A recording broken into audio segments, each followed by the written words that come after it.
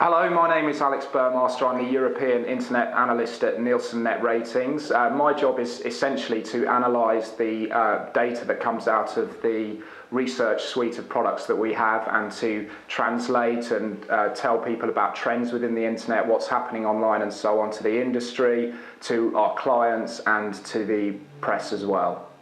My expectations for 2007 are twofold. Firstly, I believe that we will see a much greater success from the high street retailers in terms of targeting the internet. Over the last couple of years, we've sort of seen mixed success in terms of the high street brands translating their success to online. They've been a bit unsure of how to actually tackle this effectively, but when we look at what's happened with brands such as Tesco and Argos, who have really sort of led the way in terms of translating their offering and their brand to the online medium, I predict that over the next year or so we will see brands doing this to a much greater degree of effectiveness. Number two, very exciting for everyone in the online industry, is how brands and advertisers are going to be targeting the phenomenon of Web 2.0.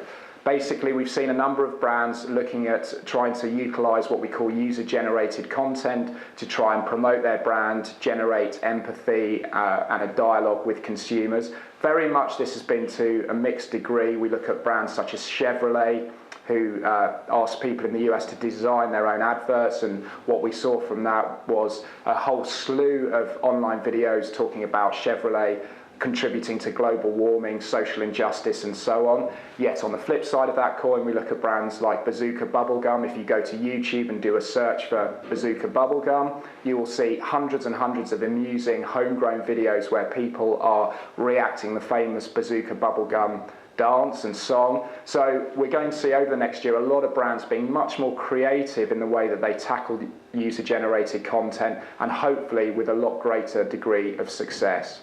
The main issue that I face for 2007 is one pretty much across the entire analytics and online measurement industry. It's that idea of a common currency and the fact that through different sources of analytics and measurement we see different data. And obviously for whether it's advertisers, clients, brands, agencies, whoever it is, that degree of difference between the different sets of data sources creates uncertainty and confusion. So what I'm hoping that we will see over the next year is the ability for everyone within the online industry, particularly online measurement, to explain and help clients, advertisers, anyone looking to take advantage of the online space to understand why those differences exist between the different sources of data to try and remove that uncertainty.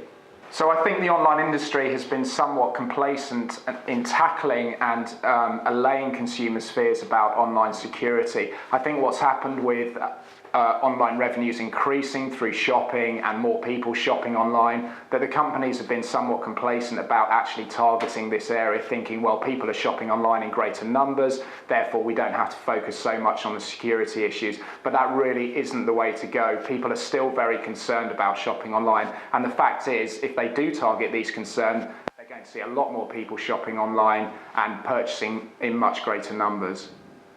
In terms of who wins in the online battle, whether it's companies that have been created online or companies that have a high street offline presence and then translate that brand to online, it's very difficult to answer that in a nutshell. When you look at the top 10, 20 web properties online, yes, the vast majority of them are the pure online players, Google, Yahoo, MSN, MySpace and so on. The online players obviously have one key advantage, and that's the perception in the mind of the consumer of expertise. These people don't have an offline presence. All of their expertise and everything that they do is targeted to the online sphere. So there is a perception amongst consumers that they know more about the online sphere than their offline counterparts. Contrasting that, the offline brands, the high street brands, have that issue of credibility. For people who aren't so confident about the online space, who maybe are not as internet savvy as the rest of the online population, the offline retailers and brands have a huge advantage in terms of being able to translate the credibility that they have in terms of that physical presence that they have offline. And if they can translate that online, then they potentially have a huge advantage over their online counterparts. If you look at brands such as Tesco is a classic example of a brand who has translated the power that they have offline, that brand presence, the way that they sell their products, delivery and so on, they've translated that incredibly well to the online sphere, and Tesco has a very, very high rating amongst online consumers in terms of confidence and the ability to deliver. In terms of how search is developing across Europe, the UK and the US, obviously they're all very different markets, but we've seen one consistent finding really across all. Search is really the lifeblood of the internet, if you like. It's the river that flows through the entire internet jungle from which people use this to navigate their way around. And on one level, we see new people coming to the internet who very much rely on search as their way of navigation and finding what it is they need online. They're not so much using it as just a search tool, it's an actual navigation tool. So their reliance on search is much, much greater.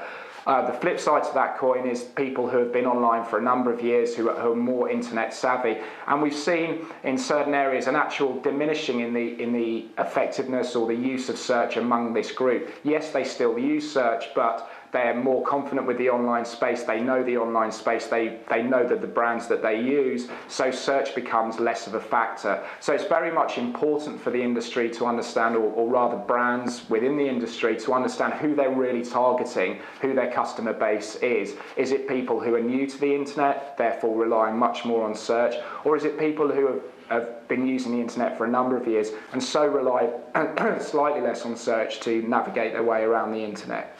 Should we be using web analytics? Absolutely, we should be using that. To try and understand and really take advantage of the online marketplace, the online ecosystem, if you will, you really have to understand how that ecosystem behaves in terms of the people inhabiting the internet and the way that they navigate throughout the entire internet experience. It's very difficult for a brand to try and target the online space without fully understanding how this space operates. And it's a very, very delicate ecosystem. What works in one area certainly doesn't work in another area. So it's very, very important to really essentially maximize the online space and the effectiveness and the effectiveness of your targeting. You really need to understand in quite some detail how everything works, how it's all interlinked and so on. And really that is impossible without web analytics. In terms of the search ecosystem and how consumers use the search market, one of the key findings that we found is, obviously everybody knows that Google is by far the dominant search engine. It currently accounts for around 68-69% of all click-throughs, say from the UK market, and those figures are similar around the world. But what we found is there isn't what we call exclusive brand loyalty across search. Yes, everybody is using Google, but the chances are they're using at least one other search engine, or often two or three. And it's very important for brands and advertisers, anyone targeting the search space, to understand that yes, people are using Google, but they certainly tend to be using one, two or three search engines. This obviously differs in terms of other sectors, say for example shopping, where people are probably only going to use Tesco, or if they're selling items using auctions, they're probably only going to use eBay. But in the search, we see them using Google, Yahoo Search, MSN Search and Ask. And it's very important for people using search to understand this fact that exclusive brand loyalty for search doesn't exist. I'd like to thank the Interactive Advertising Bureau and Web Optimizer for this opportunity to tell you a bit about where we're coming from as a company, NetRatings, in terms of the online sphere. To sort of summarise really what we can offer, the online system is a very delicate ecosystem. It's very complex. There are a lot of issues. It's a vast system now. Around sort of 50-60% of the UK population are using the online sphere. And really to understand exactly how this behaves within the different areas and what's relevant for your brand and what isn't, you really do need to understand it in great detail using web analytics and so on. To try and understand and take advantage of the online ecosystem is very difficult without this granular understanding. And NetRatings have a wide range of products that can help you to to understand clickstream behaviour, consumer attitudes and perceptions online, and to try and sort of merge these two areas to fully understand how consumers behave, how they interact, their thoughts about the online sphere, to really enable you to fully target and take advantage of what the online space has to offer for your brand or for your company or for your services. Thank you very much.